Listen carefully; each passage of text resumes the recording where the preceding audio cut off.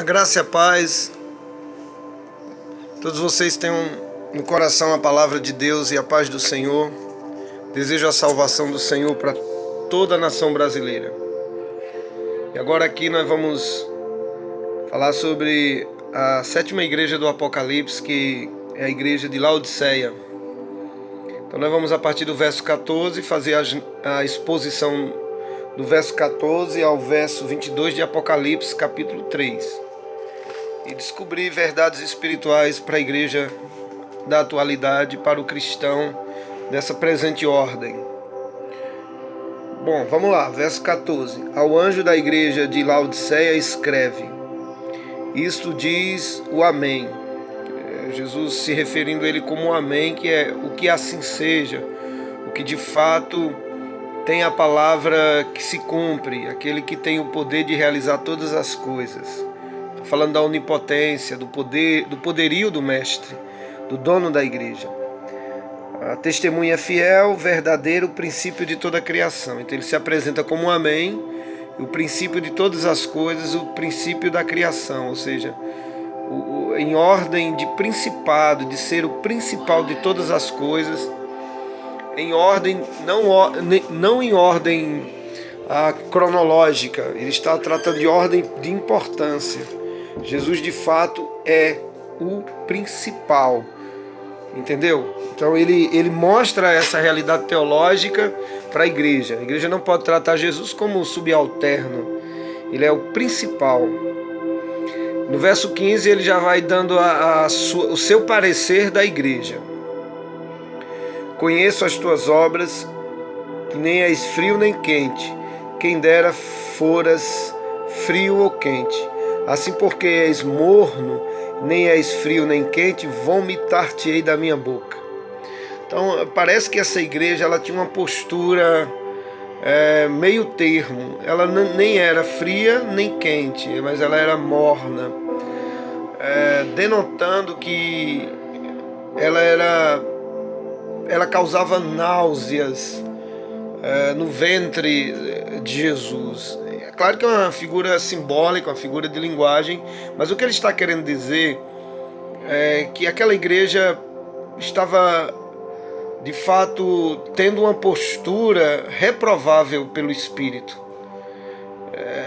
Era uma igreja que de fato ela vivia de aparência, ela vivia tentando agradar os dois lados, tanto a gregos e a troianos. Ela vivia uma parte cultuando a Deus e outra parte tentando assimilar as coisas da humanidade caída. E ela não tomava partido. Ela de fato, uma hora estava na ortodoxia do evangelho, outra hora ela estava assimilando as filosofias do mundo. Então era uma igreja indecisa, cocheando em dois pensamentos, tentando servir a Deus e servir ao mundo, servir ao pecado, servir a uma vida secularizada. Era uma igreja que não tinha uma vida piedosa autêntica, ela era meio termo, por isso que ele diz, né? Nem quente nem frio. E ela não tinha água quente, que era água que poderia trazer descanso para o corpo, ou fria, que poderia refrescar nos dias de verão, mas era uma água morna.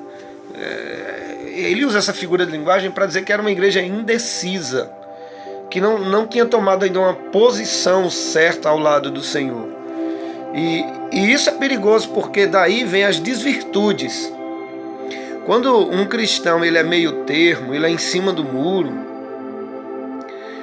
alguém já disse que o interesse do diabo não é que ele vá para o mundo, mas que ele fique em cima do muro. Por quê? Porque o muro é do diabo.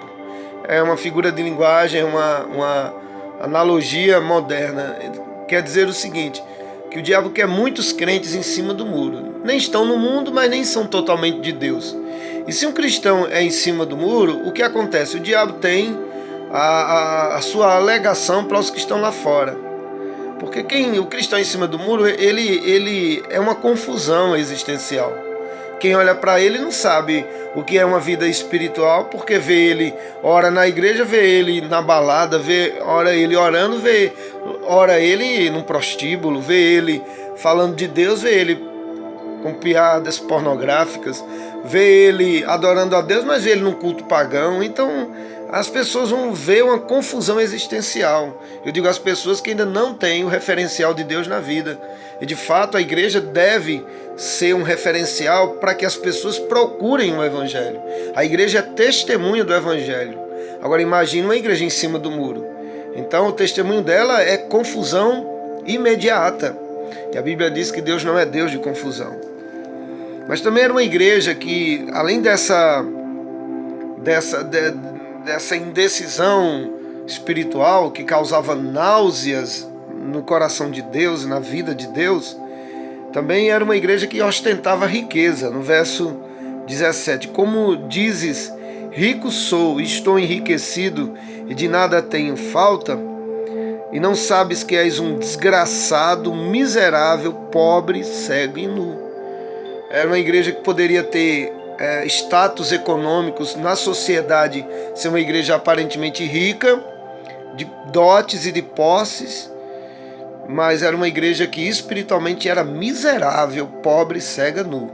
E quando a Bíblia diz que era miserável, pobre, cega, nu, exteriormente, socialmente, era uma igreja que tinha perfume, tinha dinheiro, ouro, prata, tinha ostentação de vestes frondosas, mas espiritualmente estavam despidos das obras de santidade e da genuína dependência de Deus, porque confiavam no seu status quo, no seu poder aquisitivo, mas o caminho da oração, da dependência de Deus, da consagração pessoal, do depender de Deus pela fé através do exame das Escrituras, ou seja, era uma igreja que tinha ostentação, mas espiritualmente era uma tragédia, era uma miserável existente, uma confusão em meio ao cristianismo. Essa igreja era terrível.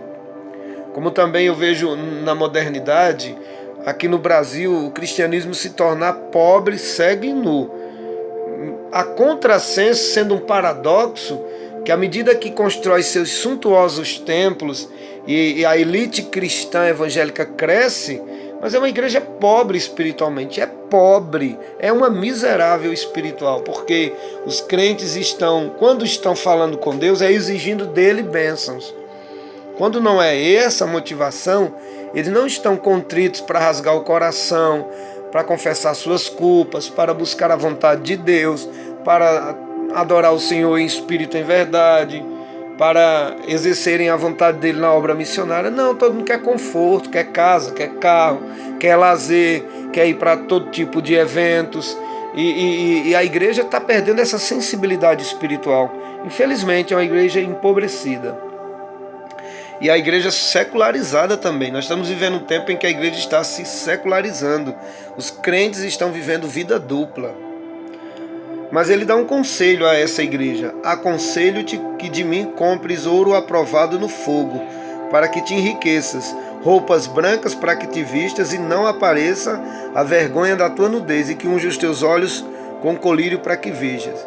Então Deus está dizendo, olhe, faz o que está escrito em Mateus 6,33, buscar em primeiro lugar o reino de Deus, a sua justiça e as demais coisas vos serão acrescentadas. O convite do Senhor e o apelo de Cristo para essa igreja é que essa igreja deixe de buscar o avã do mundo, essas cobiças carnais, esse secularismo desenfreado, esse consumismo diabólico, e passe a adquirir as virtudes e as qualidades e os valores do reino de Deus. Compre de mim, ou seja, recebam de mim as virtudes necessárias para que a igreja seja embelezada, tenha autoridade e tenha vida. É só nessa interação com Deus e não com a aliança mundana que a igreja vai, de fato, criar corpo espiritual. A igreja secularizada, ela pouco se interessa pela vida piedosa. Ela está preocupada em fazer as camuflagens com seus grandes eventos suntuosos, traz pessoas de renome, cantores, e quando não, os crentes que são de igrejas pequenas, mas são também ricos existencialmente, não querem saber de oração, não querem saber de consagrar um dia, de participar das coisas simples da sua comunidade. Tem crentes que, por exemplo, congregam em igrejas mais humildes, mas têm vergonha de dizer que congregam ali. Tem vergonha. Alguns mudam de uma igreja mais simples, que o que nessa igreja simples tem? Palavra, oração e evangelismo, visitas, para procurar uma igreja mais sofisticada. Isso é terrível. Isso tem acontecido em grande escala, e eu faço aqui uma crítica. Essas igrejas de atividades atrativas, elas estão crescendo porque estão pescando em aquários. Porque os crentes da ostentação estão em uma igreja simples, mas visitam uma igreja que tem todo tipo de oferendas para o entretenimento espiritual, então eles ficam lá. Então, e espiritualmente? A igreja deve crescer atrás daqueles que estão nas trevas e não nos que estão já congregando em suas comunidades. Mas ele diz no 19, eu repreendo e castigo a todos quanto eu amo, sê pois zeloso e arrepende-te. O interessante é a graça de Deus. Mesmo em uma situação assim, ele convida a igreja ao arrependimento, ele não condena de imediato. Agora, se não houver arrependimento, aí sim, vai ser a condenação inevitável. Eis que estou à porta e bato, se alguém ouvir a minha voz e abrir a porta, eu entro, falarei com ela, cearei com ela e ela comigo. Ao que vencer, concederei que se assente comigo no meu trono, assim como eu venci e me assentei no trono junto ao meu Pai. Quem tem ouvido ouça o que o Espírito diz à igreja. E o verso 20 é bem citado entre nós, que diz o seguinte, eis que estou à porta e bato, e quem abrir a porta e ouvir a minha voz e abrir a porta, eu entrarei. Nós achamos que esse versículo é aplicado a quem está lá fora do convívio da igreja. Mas aqui ele está batendo na porta da sua casa, a igreja, que está fechada para o próprio dono e aberta para as coisas desse mundo secularizado. E o Espírito Santo insistentemente está tentando entrar para trazer um reavivamento no coração da igreja. Mas uma igreja da ostentação, da riqueza, do entretenimento, do meio termo, a igreja que é irresoluta, que ainda não assumiu postura, a igreja em cima do muro está com a porta fechada. E o destino dessa igreja é ficar fora dos planos de Deus. Ela vai sucumbir, cedo ou mais tarde, ela vai perder a autoridade espiritual. Então, meus queridos, aqui eu encerro o estudo do Apocalipse. Essas últimas duas não consegui postar no live por conta da internet aqui tá fraca, mas estou mandando aqui via vídeo gravado no meu canal no Face ou no YouTube, e também mandando aí o vídeo no Face. Deus abençoe, fiquem todos com Deus, até uma próxima.